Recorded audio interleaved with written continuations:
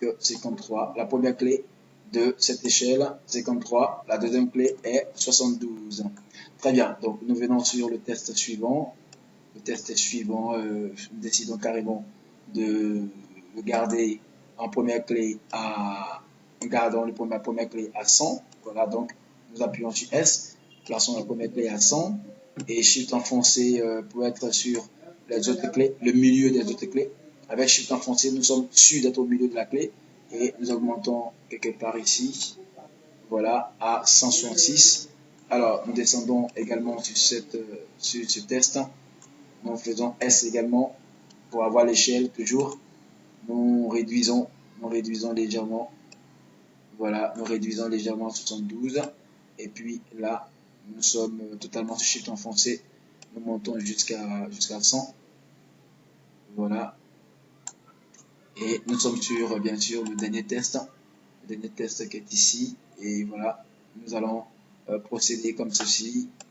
Voilà, nous descendons sur la première clé. Nous appuyons sur S. Voilà, et puis nous remontons carrément, et puis nous envoyons ça carrément sur cette donne. Voilà, cette donne. Très bien, nous envoyons ça sur cette donne. Et ça nous donne un résultat de ce genre. Donc, voilà. Alors, donc, dès que cela est fait, nous avons pratiquement tous les tests qui sont animés. Voilà, l'impression d'un zoom progressif. Voilà, l'impression d'un zoom progressif. Et dès que cela est fait, bien évidemment, nous avons la possibilité de totalement fixer cela d'une autre façon. Voilà, fixer cela d'une autre façon, c'est-à-dire de totalement permettre aux AutoCalc d'avoir l'animation, l'impression qu'il y a une caméra qui effectue un zoom avant sur les tests. Quand nous avons fini, nous faisons juste un CTRL S et nous décidons de sélectionner le premier calque que nous avons. Nous le sélectionnons, voilà. Nous décidons carrément de réduire le zoom par ici. Nous réduisons le zoom et la barre de la zone de travail que voici, la barre de la zone de travail qui est délimitée à l'extrémité gauche par la touche bleue, d'accord, et à l'extrémité droite par la touche bleue également qui est ici. Donc l'extrémité gauche, la touche bleue qui est là, l'extrémité droite par la touche bleue qui est ici. Nous tenons et nous resserrons carrément jusqu'ici, voilà, jusqu'ici, et nous sommes sûrs que nous avons effectivement un test, nous avons totalement quelque chose d'animable comme ça. Donc, ça nous permet évidemment de faire ce qu'on appelle la sélection du premier test. Avec Shift enfoncé, nous descendons sur le dernier test, voilà, et nous nous rendons compte que tous les tests sont sélectionnés. Il faut vraiment s'assurer que tous les textes sont ainsi sélectionnés, ou encore de procéder par la touche CTRL enfoncé, CTRL, voilà, ou encore en cliquant sur le dernier, soit le dernier mot, le dernier test, ou le premier test, et CTRL enfoncé. Nous cliquons sur les autres tests au fur et à mesure. Cliquons sur les autres tests au fur et à mesure pour les sélectionner et puis avoir un résultat satisfaisant. Et donc, à ce niveau, nous faisons CTRL SHIFT C. CTRL SHIFT C ou encore le menu calque. Voilà, calque précomposition. Menu calque précomposition ou CTRL SHIFT C. D'accord? Donc, automatiquement, nous avons la précomposition qui apparaît. Nous cliquons déjà pour nommer montage et infographie. Montage et infographie.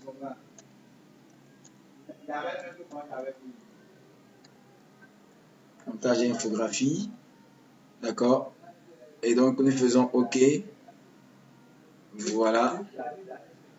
OK. Automatiquement, nous voyons que tous les tests sont regroupés, bien évidemment animés, mais regroupés dans un seul calque, montage et infographie. Donc, l'icône qui est ici est l'icône, bien sûr, d'une précomposition de calque, d'une fusion de calque. Donc, nous rendons compte que, effectivement, ici, les tests sont bel et bien animés. Voilà. Et c'est l'avantage, donc, de la précomposition. Les tests étant animés, nous allons dupliquer l'ensemble de ce calque. Ce calque devient 1. Donc, nous dupliquons avec CTRL D. Ou encore le menu édition dupliqué. Voilà. Ou le raccourci clavier CTRL D. Donc, dès que le test est dupliqué comme ça, nous avons donc la possibilité de totalement le décaler. Voilà. Le décalant comme ça. Le décalant. nous le décalons comme ça simplement. Nous le décalons comme ça. Et puis nous décidons d'agrandir peut-être son échelle. En échelle, nous augmentons son échelle. Voilà. Nous décidons d'augmenter son échelle. Ok. Donc décidons d'augmenter son échelle. Et automatiquement à ce niveau-là, nous allons décider simplement de réduire son opacité. Voilà, donc son échelle est agrandie. Nous allons réduire son opacité. Avec T, nous allons réduire l'opacité jusqu'à 30. Voilà, jusqu'à 30. Et ça donne ceci. Voilà, donc ça paraît un peu beau. Hein? Ça paraît un peu beau. Ou encore, nous allons mettre carrément 20 comme opacité. Voilà, nous allons mettre 20 comme opacité. Et voilà, ça donne quelque chose de ce genre. Très bien. Et au même moment, nous allons dupliquer encore ceci. Voilà, nous allons dupliquer encore le calque que nous voyons au-dessus, CTRL D. Lorsque nous avons dupliqué, nous allons réduire également l'opacité à nouveau. Nous appuyons sur la touche T pour avoir le raccourci clavier de l'opacité. Et puis là, nous diminuons l'opacité jusqu'à 10. Voilà, et nous décalons carrément, décalons carrément, décalons carrément. Voilà, décalons carrément. Décalons carrément. Nous pouvons aller jusqu'à 5. Essayons d'aller à 5 pour voir. Ok. Voilà. Donc, ça donne quelque chose de ce genre. Oh, c'est formidable. C'est formidable. Voilà, c'est formidable. Alors, donc, voilà ce que ça donne comme résultat à l'écran. Voilà. Donc, nous avons juste même la possibilité d'agrandir le texte qui est au milieu. Donc, ça nous permet déjà de faire un CTRL S. Et donc, chaque fois que nous voulons modifier une entité, nous venons juste là. Chaque fois que nous voulons modifier une entité, nous venons juste là. Nous faisons le double-clic ici. Automatiquement, nous voyons le test là. Donc, nous pouvons carrément sélectionner les tests. Et puis s'assurer que le test que nous avons placé, par exemple, voilà celui-ci, d'accord, s'assurer en échelle avec le S, que ici notre test soit agrandi un peu plus. Voilà, très bien. Alors, donc automatiquement, dès que nous agrandissons les tests comme ça, quand nous allons dans l'animation de test, voilà ce que ça donne. Voilà ce que ça donne à l'écran. Voilà. Voilà ce que ça donne à l'écran. Ok, donc nous sommes quelque part ici. Et voilà, nous augmentons, nous évoluons. Soit nous faisons CTRL Z. Voilà. Soit nous décidons carrément de revenir et puis d'augmenter légèrement le test. Voilà. Alors donc ça nous donne l'allure automatiquement ici. Ça nous donne l'allure automatiquement ici. Et ça nous permet évidemment d'effectuer ce qu'on appelle peut-être ici par exemple une modification. Donc chaque modification qui a lieu dans la précomposition montage infographie automatiquement a lieu ici, quelque part ici, voilà, dans notre précomposition montage et infographie. Donc exemple, lorsque nous sommes ici, si nous décidons par exemple de mettre une couleur rouge au niveau donc, de ce test là, par exemple si nous décidons de mettre la couleur rouge, voilà, au niveau de ce test, voilà, que nous décidons de mettre ça carrément sur du bolt, voilà, nous allons voir qu'effectivement, au niveau donc d'ici, le calque sera totalement rouge, voilà, donc voici la différence que nous avons, voici la force que nous avons, voilà, voici la force que nous avons, et c'est ça la vérité. C'est ça la vérité. Donc, nous avons cette possibilité, cette force. Et automatiquement, nous faisons fichier enregistré. CTRL S.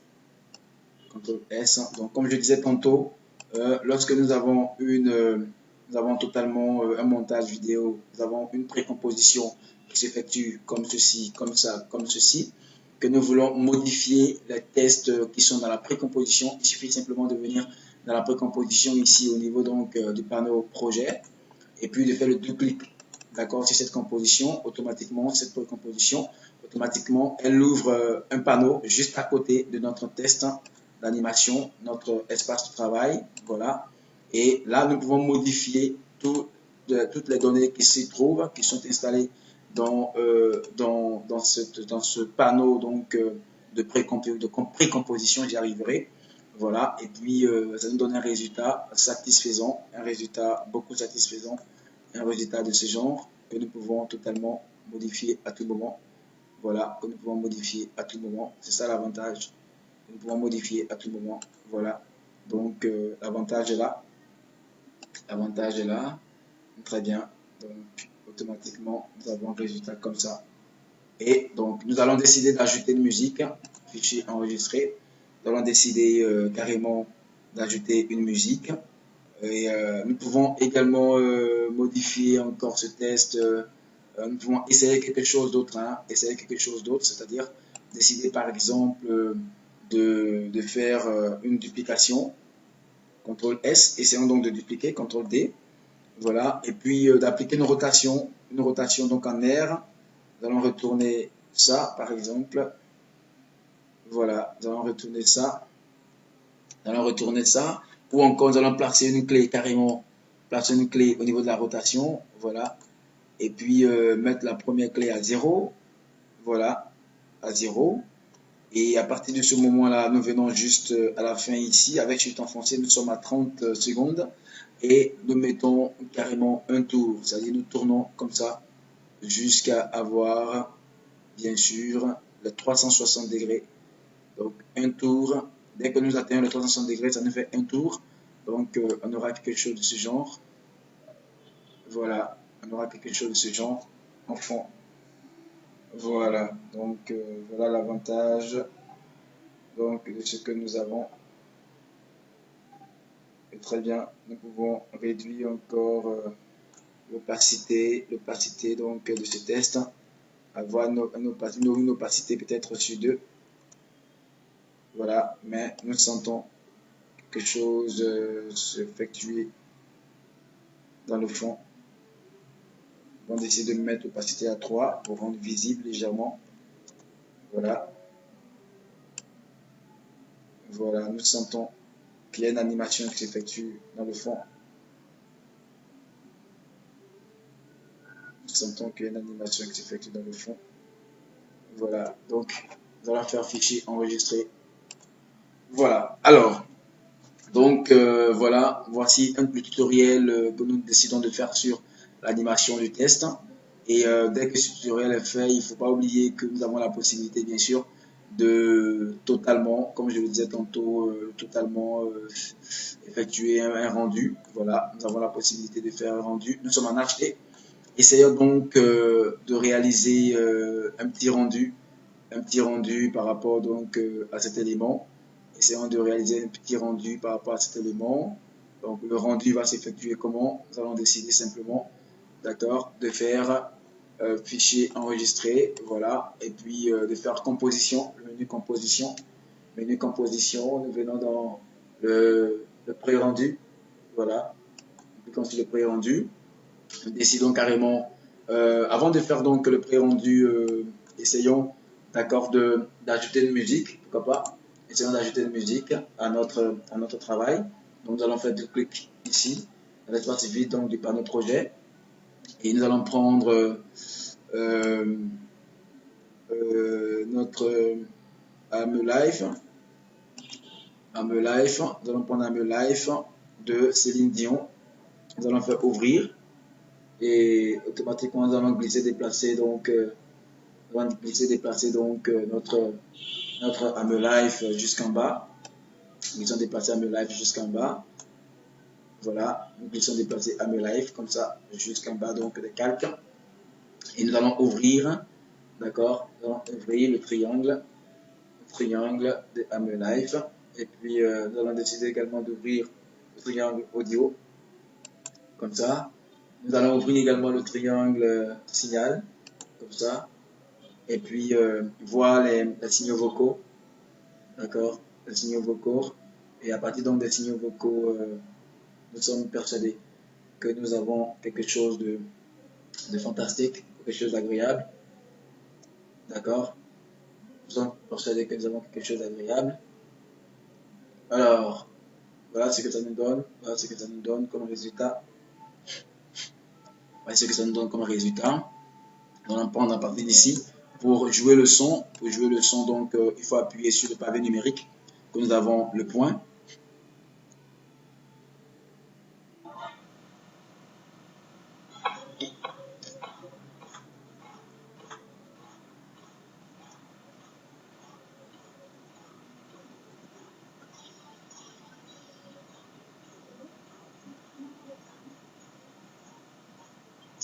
Alors donc, nous allons décider de tailler du début jusqu'à ce niveau-là et puis jouer.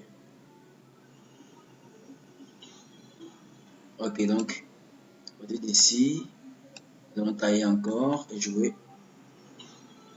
Ok, donc, à partir de là, nous allons déplacer.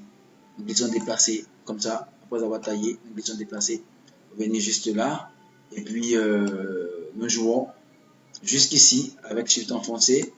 Voilà, nous cliquons automatiquement sur niveau audio, placer une première clé, nous revenons légèrement, voilà, nous revenons légèrement, nous cliquons dans le creux pour placer la deuxième clé, et Shift enfoncé, nous venons sur la dernière clé, nous cliquons ici, nous mettons -50, voilà, nous tapons entrée, -50 qui nous permet de ne plus avoir donc de son, nous permet de totalement supprimer le son, donc finir le son sur notre montage, notre réalisation, notre création donc d'animation. Donc nous avons la possibilité bien sûr de cliquer sur -50 ou encore pour baisser le son, nous pouvons varier et rester entre -10, -5, -4, etc. etc. Et cela nous permet bien sûr d'avoir un résultat aussi satisfaisant. Donc, lorsque nous voulons réaliser une animation donc de test, voilà comment, en 2 dimensions bien sûr, nous prenons la peine de carrément pour disposer nos calques de ce genre. De cette façon, nous avons plusieurs façons donc d'animer. Hein. Aujourd'hui, nous avons décidé carrément d'avoir l'impression donc d'une caméra qui agit sur nos calques. Donc l'impression donc de la caméra, comme vous le savez, c'est donc d'avoir d'accord un zoom avant sur nos tests, et donc pour avoir l'impression du zoom avant, comme si une caméra existait et effectuer donc le zoom avant, il faudrait utiliser l'attribut normal du test qui est l'échelle pour l'animer. Donc tous les tests que voici ont été animés grâce donc à l'attribut naturel qui est l'échelle, chose que vous pouvez par ce tutoriel reproduire chez vous à la maison, et cela vous permet bien sûr d'avoir un résultat aussi satisfaisant. Donc en définitive, avec un fichier enregistré, nous avons donc un pré-rendu, d'accord. Nous cliquons juste ici, la prévisualisation RAM, pour faire un pré-rendu, ou encore, donc il faut noter que lorsque nous voulons lire avec cette touche, nous pouvons faire la lecture, mais toutefois sans entendre le message musical. Nous n'entendons pas la musique. Donc, lorsque nous cliquons sur Play, nous jouons bien donc notre aperçu, mais nous n'entendons pas la musique. Par contre, lorsque nous voulons entendre la musique et jouer l'aperçu, c'est-à-dire jouer l'aperçu en image et en son, nous cliquons sur voilà, prévisualisation RAM, ou encore sur le pavé numérique, nous cliquons sur la touche 0 à droite donc de notre clavier. Donc ça donne ceci, voilà, comme pré-rendu, et nous pouvons patienter pour suivre cet élan, pour voir ce que ça va donner. Voilà, si c'est quelque chose donc de satisfaisant ou pas, nous saurons. C'est très très important, c'est vraiment délicat.